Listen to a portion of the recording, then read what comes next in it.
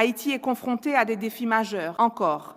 L'insécurité a trop longtemps paralysé notre trajectoire. Les crises multifactorielles exacerbent les souffrances de nos compatriotes, forçant trop d'entre eux à se résigner à la périlleuse entreprise de la migration. Des centaines de milliers de déplacés internes naviguent encore, sans repère, un quotidien incertain, livrés à eux-mêmes sur les parvis des églises.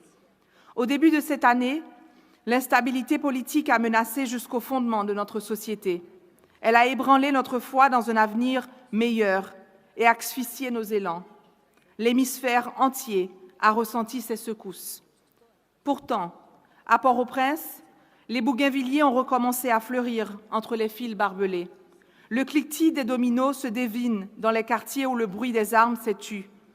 Les files d'élèves en uniforme tracent dès l'aube les rues de la capitale. Le ballet des avions commerciaux a repris dans notre ciel. Le pays vient d'enregistrer les semaines les moins meurtrières depuis juillet 2021. Ces signaux, timides et fragiles, nous encouragent et nous obligent.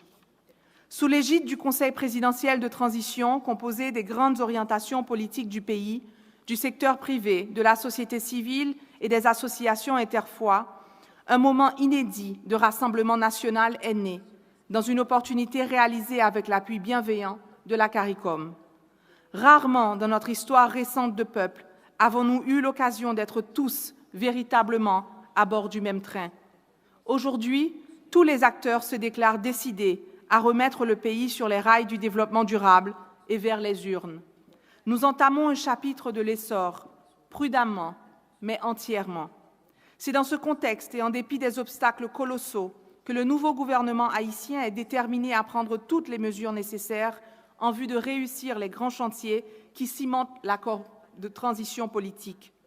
Rétablissement de la sécurité, redressement économique, réhabilitation des infrastructures, sécurité alimentaire et sanitaire, organisation d'une conférence nationale, révision constitutionnelle, retour à l'état de droit et de la justice sociale et élections pour le renouvellement du personnel politique. Il y a environ 48 heures, les autorités de la police nationale d'Haïti ont accueilli le premier déploiement des soldats d'un pays frère, le Kenya, dans le cadre de la mission multinationale d'appui à la sécurité. Touchés par l'esprit de service panafricain de ces hommes et de ces femmes, nous espérons aussi que cette mission sera la dernière fois où Haïti aura à faire recours à une telle démarche pour appréhender son avenir.